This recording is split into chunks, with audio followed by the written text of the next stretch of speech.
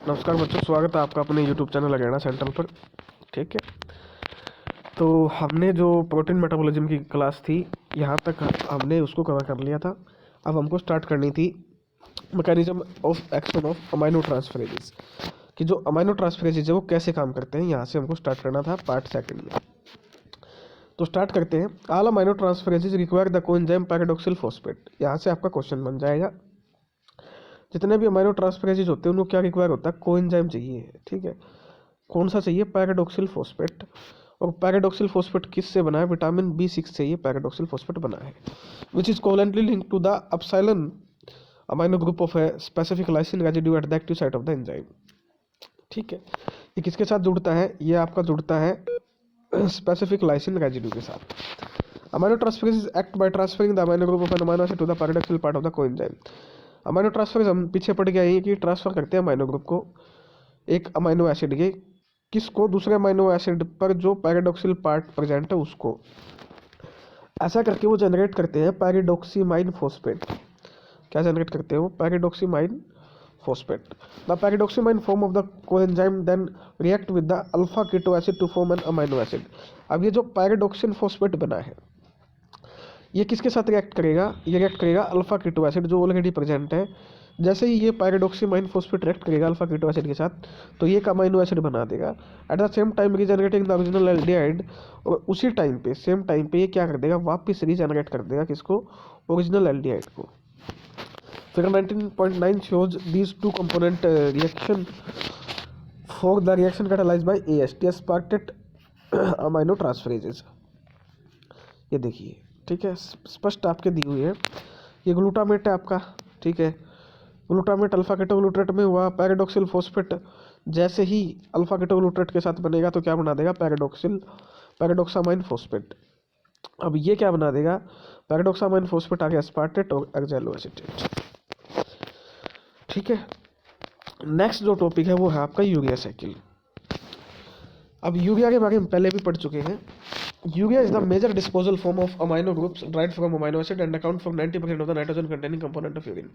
90% urine में क्या होता है, यूरिया होता है। यानी जो मैमल्स होते हैं उनमें एक्सक्रीटरी प्रोडक्ट क्या होता है, यूरिया होता है। One nitrogen, mostly mammals, one nitrogen of the urea molecule is supplied by free ammonia. जो यूरिया में नाइट्रोजन होती है उसको कौन कौन सप्लाई करता है, तो एक तो फ्री अमोनिया देता है, उसके अलावा other nitrogen is by aspartate, दूसरी जो नाइट्रोजन आती है वो एस्पार्टेट से आती है। Glutamate is the immediate precursor of both ammonia. Glutamate क्या है, इमीडिएट प्रिकर्सर है किसका, अमोनिया का। Through oxidative deamination by glutamate dehydrogenase, हम पीछे पढ़ के आए हैं। ठीक है, एंड एस्पार्टेट दूसरा क्या है ये, and aspartate nitrogen, through aspartate nitrogen कहाँ से आती है, through the transamination of oxaloacetate by AST। The carbon and oxygen of urea derived from CO2। और जो यूरिया में कार्बन होती है और ऑक्सीजन होती है वो कहाँ से आती है, CO2 से आती है। ठीक है, तो यहाँ से आपसे क्वेश्चन पूछेगा, यूरिया साइकिल इंपॉर्टेंट है। Urea is produce by the liver. Urea किसके द्वारा प्रोड्यूस होता है, ऑर्गन का नाम पूछ लेगा, लीवर से। And then is transported to the in the blood. Blood से ट्रांसपोर्ट होगा, किडनी के पास जाएगा और फिर वहाँ से एक्सक्रीट आउट हो जाएगा। ठीक है, रिएक्शन ऑफ साइकिल। अब ये यूरिया साइकिल चलती कैसी है, the first two reaction leading to the synthesis of urea occur in the mitochondria. Very very important, यहाँ से क्वेश्चन बनेगा। जो पहले दो स्टेप है या पहली दो रिएक्शन बोल सकते हो वो कहाँ पर होगी, माइटोकॉन्ड्रिया में होगी। ठीक है, whereas the remaining cycle enzyme located in the, बाकी जो एंजाइम है वो कहाँ पर होंगे, साइटोसोल। तो ये दो जगह पे होती है, माइटोकॉन्ड्रिया एंड साइटोसोल। ठीक है, तो पहली दो रिएक्शन का है माइटोकॉन्ड्रिया पे। सबसे पहले क्या होगा, फॉर्मेशन होगी किसकी, आपकी कार्बामाइल की, कार्बामाइल फॉस्फेट। ये फॉर्म होगा, कैसे होगा देखते हैं। Formation of carbamoyl phosphate by carbamoyl phosphate synthetase. एक एंजाइम है सिंथेटेज, वो क्या करेगा, क्लीवेज कर देगा दो मोलिकुल ऑफ ATP, यानी दो ATP के मोलिकुल है एडेनोसिन ट्राइफॉस्फेट, उसको ब्रेक डाउन कर दिया। क्लीवेज का मतलब break down. Ammonia incorporated into carbamoyl phosphate. अब जो कार्बामाइल फॉस्फेट है उसमें अमोनिया आ जाएगी, इनकॉर्पोरेट मतलब उसके साथ अटैच हो जाएगी। Is provided primarily by the oxidative deamination of glutamate. Parallel में क्या चल रहा है, ऑक्सीडेटिव डीएमिनेशन चल रहा है किसका, ग्लूटामेट का। वहाँ से क्या मिल गई अपने को, वहाँ से हमको अमोनिया मिल गई। ठीक है, बाय माइटोकॉन्ड्रियल ग्लूटामेट डिहाइड्रोजन, जो डिहाइड्रोजनेज एंजाइम है उसकी हेल्प से। Ultimately the nitrogen atom dried from this ammonia become one of the nitrogen.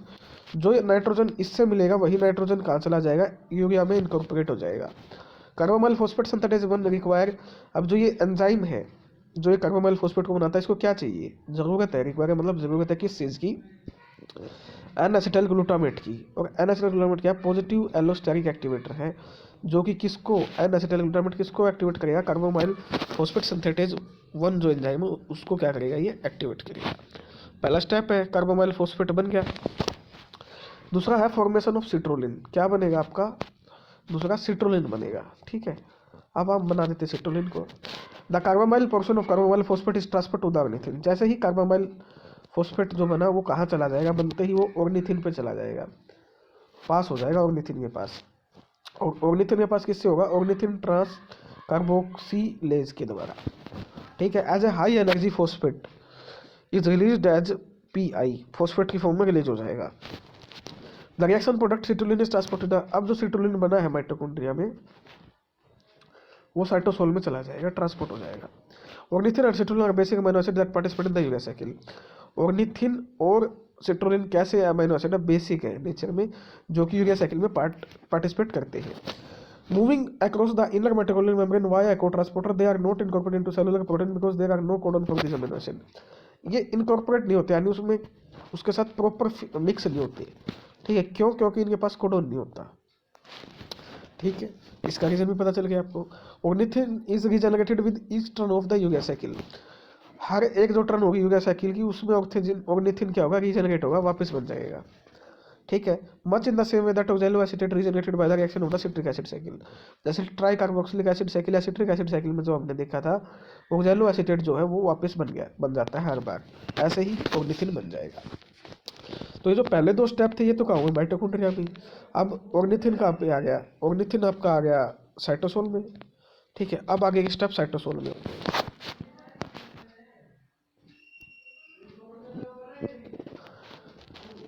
Synthesis of argininosuccinate. अब क्या बनेगा, आर्जिनोसक्सिनेट बनेगा। कैसे बनेगा वो देख लेते हैं। Argininosuccinate synthetase combine with citrulline with aspartate to form argininosuccinate. आपके पास सिट्रोलिन है बना हुआ है, अस्पार्टेट है, अब उसके साथ क्या अटैच हो जाएगा, आर्जिनोसक्सिनेट सिंथेटेज। ठीक है, क्या अटैच होगा, आर्जिनोसक्सिनेट सिंथेटेज अटैच होगा, और उससे क्या बन जाएगा, आर्जिनोसक्सिनेट बन जाएगा। The alpha amino group of अस्पार्टेट provide the second nitrogen. जो अल्फा अमाइनो ग्रुप होता है अस्पार्टेट का, वो सेकंड नाइट्रोजन को प्रोवाइड करवा देगा, that is ultimately incorporated into urea, और अल्टीमेटली क्या बना देगा, यूरिया को बना देगा। The formation of argininosuccinate is driven by the cleavage of ATP. Argininosuccinate जो बना है वहाँ पर एटीपी की रिक्वायरमेंट होती है, और एटीपी जैसे यूज हो जाएगी तो किसमें कन्वर्ट हो जाएगी, एएमपी में adenosine monophosphate and pyrophosphate. This is the third and final molecule of ATP consumed in the formation of urea. तो टोटल मॉलिक्यूल आपसे पूछ ले यूरिया में कितने, यूरिया साइकिल में कितने होते हैं, तो 3 होते हैं टोटल। ठीक है, इतना आपको याद रखना है। 3 एटीपी का यूज किया। अब आर्जिनोसक्सिनेट बन गया। अब आर्जिनोसक्सिनेट का क्या होगा, क्लीवेज होगा। आर्जिनोसक्सिनेट इज क्लीव्ड बाय आर्जिनोसक्सिनेट लाइज, जो यहाँ पर एंजाइम है ये काम करेगा और इसको ब्रेक कर देगा। जैसे ये इसको ब्रेक करेगा तो इससे अर्जिनिन बन जाएगा और फ्यूमेरेट बन जाएगा। ठीक है, the arginine found by this reaction serve as immediate precursor of urea. जो अर्जिनिन बना है वो किसका प्रिकर्सर के तौर पे काम करेगा, यूरिया के प्रिकर्सर के तौर पे। Fumarate produce in the urea cycle is hydrated to malate. जो फ्यूमेरेट बना है वो हाइड्रेट हो जाएगा, यानी कन्वर्ट हो जाएगा किसमें, वाटर के साथ मिलकर मैलेट में। Providing a link with several metabolic pathway, और एक लिंक स्टैब्लिश कर देगा जो दूसरे डिफरेंट पाथवे चल रहे हैं सेल में उनके साथ। For example the malate can be transported into the mitochondria. Malate कहाँ पर जा सकता है, माइटोकॉन्ड्रिया में ट्रांसपोर्ट हो सकता है वाया मैलेट शटल के द्वारा, और ये फिर री एंटर कर सकता है ट्राई कार्बोक्सिलिक एसिड साइकिल में एंड गोट ऑक्सीडाइज टू, और वहाँ ऑक्सीडाइज होकर किसको बना देगा, ऑक्सैलो एसीटेट को बना देगा, विच कैन बी यूज्ड, और वो फिर किस में यूज हो जाएगा, वो यूज हो जाएगा अगर ग्लूकोनियोजेनेसिस में। ठीक है, alternatively the OA can be converted, फिर जो ऑक्सैलो एसिटिक एसिड है वो किस में कन्वर्ट हो जाएगा, अस्पार्टेट में वाया ट्रांसएमिनेशन रिएक्शन, और वो एंटर कर जाएगा किसी यूरिया साइकिल में वापस। ठीक है, तो ये ऐसे ही घूमती रहती है साइकिल। जो 5वां स्टेप है वो क्या है, cleavage of arginine to ornithine and urea. इसको नीचे कर लेते हैं, ये देखिए। अब क्या होगा, जो आर्जिनेज है वो क्लीव कर देगा आर्जिनिन को, यानी ब्रेक कर देगा ऑर्निथिन में। एंड द यूरिया, और यूरिया में अब ऑर्निथिन बन गया अपने पास और यूरिया। अब ये ऑर्निथिन वापस साइकिल में जाएगा, फिर से यही काम होगा, फिर से यूरिया बाय प्रोडक्ट निकल जाएगा, और ये सारा कहाँ ऑलमोस्ट ऑकर होगा लीवर की जो साइटोप्लाज्म है वहाँ पर, ठीक है, ये वहाँ चलेगी। वेगदादर टिश्यू सच एज, इसके अलावा कहाँ पे होगी, किडनी पे, ठीक है। Can synthesize arginine by this reaction, only the liver can cleave arginine and thereby synthesize हो गया। सिर्फ लीवर के पास ये कैपेसिटी है कि वो आर्जिनिन को क्या कर सकता है, क्लीव कर सकता है, इसलिए ये लीवर में मोस्टली चलती है। अब फेट ऑफ यूरिया क्या होगा, भाग्य यूरिया का। Urea diffuses from the liver, liver से निकल गया and transported to the blood, blood से होता हुआ किडनी के पास जा पहुंचा। Where it is filtered and, अब वो फिल्टर होगा, फिल्टर मतलब क्या, इसमें कोई इंपॉर्टेंट तत्व होंगे तो वापस सेल के पास भेज दिए जाएंगे किडनी से, अगर कुछ नहीं है तो इसको यूरिन की फॉर्म में बाहर निकाल देंगे। Apportion of the urea diffuses from the blood into intestine, blood से क्या जाएगा, इंटेस्टाइन में चला जाता है कुछ, and is cleave to CO2, और वहाँ पर जाके क्या हो जाता है, CO2 में कन्वर्ट हो जाता है, या NH3 में कन्वर्ट हो जाता है अमोनिया में, बाय बैक्टीरियल यूरिएज एंजाइम के द्वारा। This ammonia is partially lost in the faces, ये जो अमोनिया है ये जो फिकल मैटर है उसके थ्रू बाहर आता है, and is partially reabsorbed in the blood, कुछ वापस ब्लड में क्या हो जाता है, रिएब्जॉर्ब्ड हो जाता है। इन पेशेंट विद किडनी फेलियर, जो पेशेंट होते हैं जिनकी किडनी फेल हो जाती है, वर्किंग करना बंद कर देती है, plasma urea level are elevated, उनका जो प्लाज्मा यूरिया लेवल है वो क्या होता है, बढ़ जाता है, promoting greater transfer of urea from blood into the gut, और वो जो है बढ़ने से क्या होगा, जो यूरिया है वो ज़्यादा गट में चला जाएगा। Intestinal action of urea on this urea become a chemically important source of ammonia, अब यूरिया जो एंजाइम है वो उसको कन्वर्ट करता रहेगा अमोनिया में, जैसे जैसे अमोनिया में कन्वर्ट करता रहेगा तो ये हाइपर एनोमिया कंडीशन हो जाएगी, अमोनिया कंडीशन, यानी अमोनिया ज़्यादा हो जाएगा, ठीक है। ओरल एडमिनिस्ट्रेशन ऑफ नियोमाइसिन, तो ऐसे पेशेंट को हम नियोमाइसिन की ओरल एडमिनिस्ट्रेशन यानी टैबलेट देते हैं, ताकि जो उनका बैक्टीरिया है यानी जो यूरिएज है वो क्या हो जाए, कम हो जाए, ठीक है, और वो उसको कन्वर्ट अमोनिया में ना करें, अमोनिया हमारी बॉडी के लिए क्या है, हार्मफुल है, ठीक है। अब ये क्या है, ओवरऑल जो यूरिया साइकिल है वो है, देखिए एस्पार्टेट था आपके पास, अमोनिया CO2 3 ATP का यूज़ किया, प्लस में H2O, किसमें बदला, यूरिया में, फ्यूमेरेट से मैलेट वापस चला जाएगा, हम ये पढ़ चुके हैं, 2 ADP 1 AMP 2 फॉस्फेट 1 पायरोफॉस्फेट, ये होगी आपकी पूरी की पूरी cycle. 4 high energy phosphate bond are consumed, 4 high energy phosphate bond consume होंगे in the synthesis of each molecule of urea, therefore the synthesis of urea is reversible, इसलिए जो urea की सिंथेसिस है वो क्या है, इरिवर्सिबल है, वापस नहीं होती, ठीक है, विद लार्ज नेगेटिव, जो डेल्टा जी की value Gibbs free energy value ज़्यादा होती है, ठीक है। अब देखते हैं, the ATP is replenished by oxidative phosphorylation, oxidative phosphorylation से ATP वापस बन जाती है, 1 nitrogen of the urea molecule is supplied by free NH3 and other nitrogen by aspartate, glutamate is the immediate precursor of both ammonia through oxidative deamination by glutamate dehydrogenase, ये हम पीछे भी पढ़ चुके हैं, ठीक है, वही बात लिखी हुई है कि भाई नाइट्रोजन कहाँ से आती है, ठीक है। ये आपका डायग्रामेटिक फॉर्म में है, ये मैं आपको समझा देता हूँ, ये देखिए फर्स्ट स्टेप यहाँ से स्टार्ट होती है, अच्छे से मैंने आपको समझाई हुई है। Carbon dioxide provide the carbon atom of urea, हमने पीछे पढ़ा है, CO2 से क्या मिलेगा, ऑक्सीजन और कार्बन आएगी तो कार्बन आ गई, ठीक है, CO2 आ गई। Free ammonia provide, free ammonia क्या करेगा, नाइट्रोजन का काम करेगा, ठीक है, नाइट्रोजन अमोनिया आ गया, CO2 आ गई, प्लस में 2 ATP यही यूज हो जाएगी, प्लस में एंजाइम कौन सा है, कार्बोमाइल फॉस्फेटेज सिंथेज 1, माइटोकॉन्ड्रिया में ये प्रोसेस चल रही है, इतना याद रखना है। सेकंड स्टेप में क्या होगा, हमारे पास क्या बन गया, कार्बोमाइल फॉस्फेटेज बन गया है। अब कार्बोमाइल फॉस्फेटेज किस में कन्वर्ट हो जाएगा, एल-ऑर्निथिन में, ठीक है, एल-ऑर्निथिन में क्या होगा, कन्वर्ट हो गया, ठीक है, माइटोकॉन्ड्रियल मैट्रिक्स में चल गई है। अब एंजाइम आएगा ऑर्निथिन ट्रांस कार्बोक्सीमाइलेज, अब ये इसको एल-ऑर्निथिन को किस में बदल देगा, एल-सिट्रुलिन में। अब एल-सिट्रुलिन क्या होगा, ये माइटोकॉन्ड्रिया में भी तक, अब ये माइटोकॉन्ड्रिया से ट्रांसफर हो जाएगा आपका साइटोसोल में, citrulline is transported out of the mitochondria. अब ये लीवर की जो सेल है साइटोसोल वहाँ आ गए। एल-सिट्रुलिन पे जो काम करेगा एंजाइम किस में कन्वर्ट हो जाएगा, एल-एस्पार्टेट में, ये देखिए यहाँ, ये देखिए ये एक पैरेलल प्रोसेस चल रही है, एल-सिट्रुलिन है, ठीक है, एल-सिट्रुलिन किस में कन्वर्ट हो जाएगा आपका, ये देखिए यहाँ एल-सिट्रुलिन आपका अर्जिनोसक्सिनेट में कन्वर्ट होगा, एंजाइम यहाँ लगेगा अर्जिनोसक्सिनेट सिंथेज, 1 ATP यहाँ यूज होगी, ठीक है। अब देखिए यहाँ पर पैरेलल में क्या चल रहा है, अब जो सक्सीनेट सिंथेटेज है वो किसका यूज़ करेगा, एल एस्पार्टेट चाहिए उसको। अब एल एस्पार्टेट कहाँ से आएगा, हम पीछे पड़े हैं, जो ऑक्सैलो एसीटेट है TCA साइकिल से, वो ग्लूटामेट मिलेगा उसके साथ, और जैसे ही ऑक्सैलो एसीटेट ग्लूटामेट मिलेगा वो एस्पार्टेट में कन्वर्ट हो जाएगा, और ये जो एस्पार्टेट है ये यहाँ काम आ जाएगा किस एंजाइम को, अर्जिनो सक्सीनेट सिंथेटेज को। अब हमारे पास क्या बन गया, argininosuccinate synthetase. Argininosuccinate synthetase से बनेगा एल आर्जिनिन, और एंजाइम काम करेगा argininosuccinate lyase. Byproduct fumarate निकल जाएगा, फ्यूमेरेट से मैलेट बन जाएगा, और मैलेट से ये वापस ऑक्सैलो एसीटेट बन जाएगा जो हमको चाहिए है। अब आपके पास क्या बन गया है, एल आर्जिनिन बन गया है। एल आर्जिनिन से एंजाइम काम करेगा आर्जिनेज, ठीक है। जैसे ही एल आर्जिनेज पे आर्जिनेज ने काम किया, ठीक है, तो वो वाटर की हेल्प से यूरिया बना देगा, और एल ऑर्निथिन आपका साइटोसोल में भी बन जाएगा, ठीक है, बाय प्रोडक्ट के रूप में। यूरिया बाय प्रोडक्ट निकल जाएगा, और एल ऑर्निथिन वापस किस में चला जाएगा, माइटोकॉन्ड्रिया में। तो एल ऑर्निथिन ऐसा प्रोडक्ट है जो दोनों में बनता है, माइटोकॉन्ड्रिया और साइटोसोल दोनों में। ये आपको याद रखना है, मैंने पूरी डायग्रामेटिक से आपको समझा दी है। ये देखिए पूरी साइकिल, आप इसका स्क्रीनशॉट जो भी नोट्स में मिल जाएंगे आपको, वो आप यहाँ से आसानी से ले सकते हो, ठीक है। ये मैंने आपको डिटेल में करवा दिया है अमाइनो एसिड मेटाबॉलिज्म या प्रोटीन मेटाबॉलिज्म। अब इसके कुछ मेटाबॉलिक डिफेक्ट हैं अमाइनो एसिड मेटाबॉलिज्म के, वो क्या है वो देख लेते हैं। कुछ इनबॉर्न एरर होती है, यानी जन्म से पहले की, और metabolism are commonly caused by mutant gene.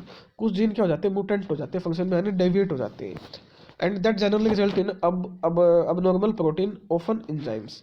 The inherited defect में भी expressed as a total loss of enzyme activity, या तो पूरे के पूरे एंजाइम की एक्टिविटी लॉस हो जाएगी, या कुछ उसमें कैटालिटिक एक्टिव में डेफिशिएंसी आ जाएगी, जिससे उसका फंक्शन abnormal हो जाएगा। Without treatment the inherited defect of amino acid almost invariably result in mental retardation. अगर उनको ठीक नहीं किया गया तो इसकी वजह से मेंटल रिटार्डेशन आ जाएगी, और अदर डेवलपमेंटल अबनॉर्मलिटीज आ जाएंगी, ठीक है।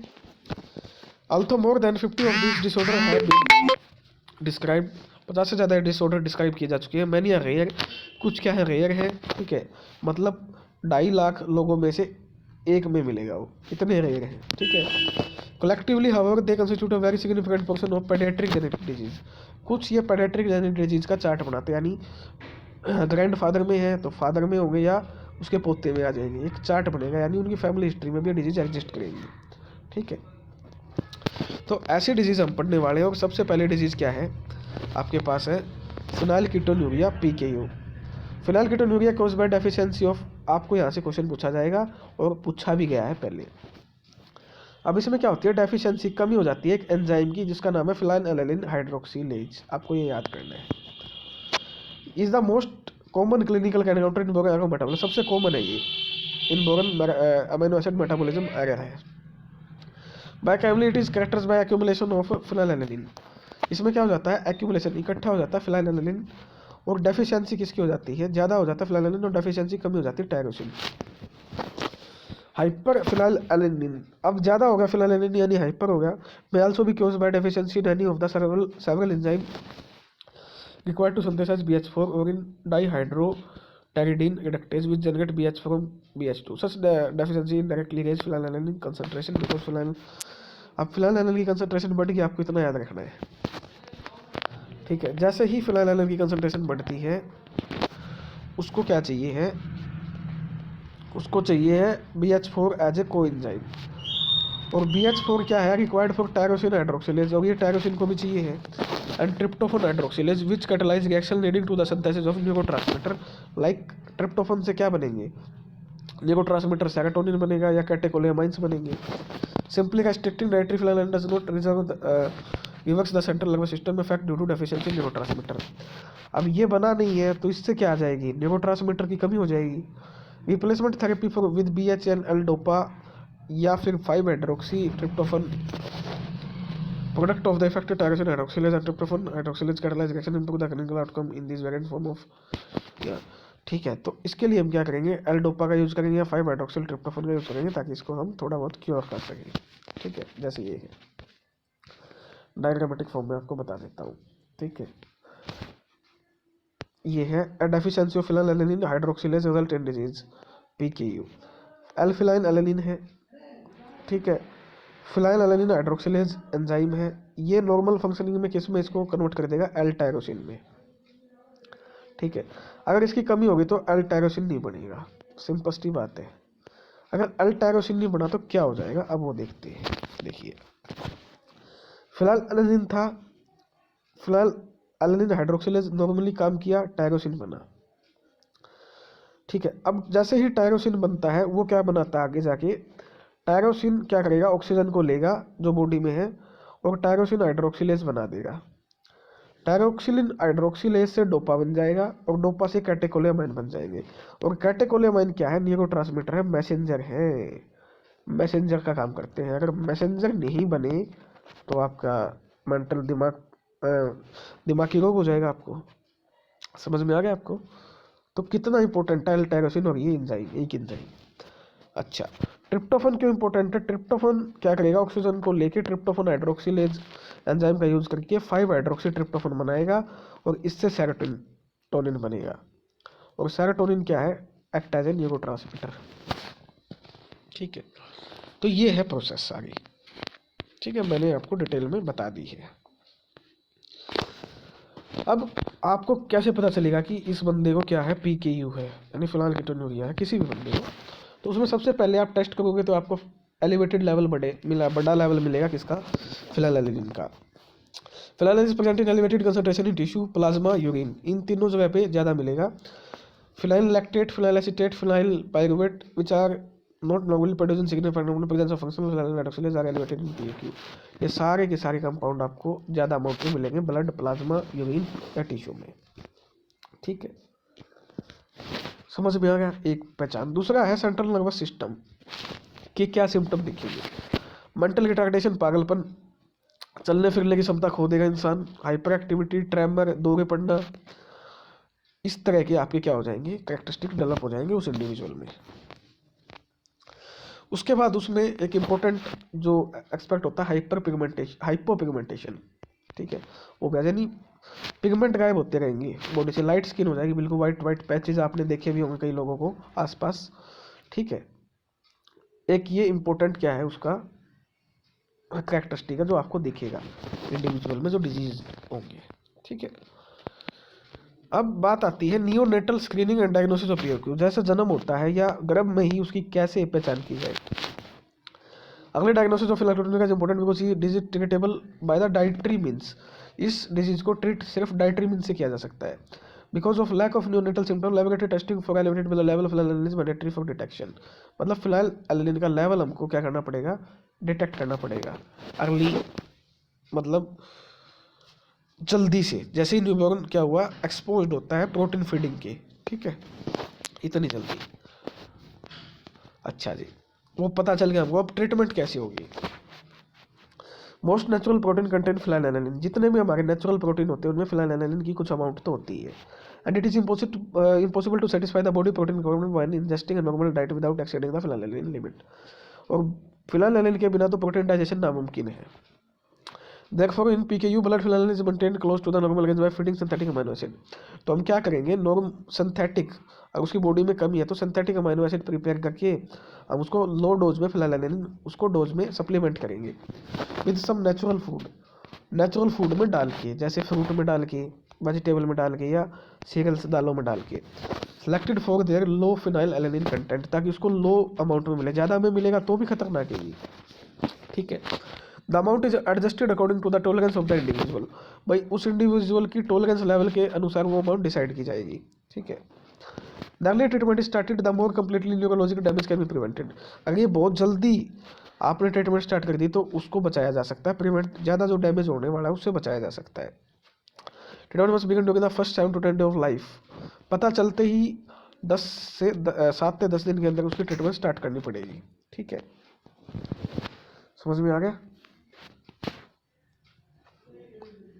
ये थी आपकी फिनाइल कीटोन्यूरिया, डिटेल में मैंने डिजीज बता दी है आपको। इसके बाद जो डिजीज है very very important, amino acid catabolism से related, maple syrup urine disease. Maple syrup urine disease is rare, 2 lakh में से 1 को होती है। ऑटोसोमल रिसेसिव डिसऑर्डर है, आपको ये याद रखना, पूछ लेगा एग्जाम में। In there is a partial और complete deficiency of branch chain alpha keto acid dehydrogenase. इसमें या तो पूर्ण तरीके से या पार्शियल तरीके से क्या हो जाती है, डेफिशिएंसी, कमी हो जाती है किसकी, branch chain alpha keto acid dehydrogenase की, ठीक है। And enzyme complex that decarboxylate leucine, इसका काम क्या होता है, ये डी कार्बोक्सिलेट करता है यानी कार्बन को बाहर निकालता है, किससे, ल्यूसीन, आइसोल्यूसिन और वेलाइन, इन अमाइनो एसिड से। This amino acid their corresponding alpha keto acid accumulate in the blood, अगर कार्बन से ये इनसे नहीं निकाली तो ये एक्यूमुलेट हो जाएंगे ब्लड में, causing a toxic effect that interfere with the brain function, और टॉक्सिक इफेक्ट कर देंगे क्योंकि CO2 ज़्यादा बढ़ गई और वो ब्रेन तक पहुंच जाएगी और ब्रेन फंक्शन करना बंद कर देगा। The disease is characterized by feeding problem, और क्या दिखेगा आपको, फीड नहीं कर पाएगा बच्चा, वोमिट करेगा, डिहाइड्रेशन, सीवियर मेटाबॉलिक एसिडियोसिस हो जाएगी, ठीक है, ये क्या है। और जो मैपल सिरप होती है उसके ऑर्डर का यूरिन आएगा, ये इसकी प्राइम क्या है, पहचान है। अगर इसको अनट्रीट यानी ट्रीटमेंट नहीं दी गई तो मेंटल रिटार्डेशन और इवन डेथ भी हो सकती है, ठीक है।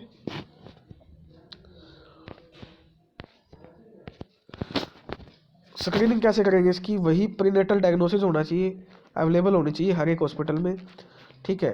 ट्रीटमेंट कैसे करेंगे, the disease is treated with a synthetic formula that contain limited amount of leucine, हम उस इंसान को क्या देंगे, ल्यूसीन देंगे, आइसोल्यूसिन देंगे और वेलाइन देंगे, sufficient to provide the branch chain, ताकि उसको ब्रांच चेन अमाइनो एसिड सही अमाउंट में मिलते रहे, necessary for normal growth and development without producing toxic level. Early diagnosis and life long dietary treatment is essential for child with, इस disease से उस बच्चे को क्या देना पड़ेगा, नॉर्मल रखने के लिए सब चीज़ें देनी पड़ेगी, branch chain amino acid important है देने, ठीक है। इसके बाद दो इंपॉर्टेंट डिजीज आती है, एक वो है maple albinism. Albinism refer to a group of condition which defect in tyrosine metabolism, इसमें क्या होता है, टायरोसिन जो मेटाबॉलिज्म है उसमें डिफेक्ट होता है, result in deficiency in the production of melanin, और टायरोसिन अगर मेटाबॉलिज्म में कुछ कमी है तो मेलानिन नहीं बन पाएगा, मेलानिन एक पिगमेंट है। This defect result in the partial और full absence of pigment from the skin, या तो पूर्ण रूप से या कंप्लीटली आपके पिगमेंट है जो स्किन, एयर और आई से चले जाएंगे। Albinism appear in different form, it may be inherited by one और सेवरल मोड, ये ऑटोसोमल रिसेसिव भी हो सकती है एल्बिनिज्म, ठीक है। प्राइमरी मोड तो यही है, मोस्टली तो यही मिलती है, या ऑटोसोमल डोमिनेंट भी हो सकती है, एक्स लिंक भी हो सकती है, ठीक है।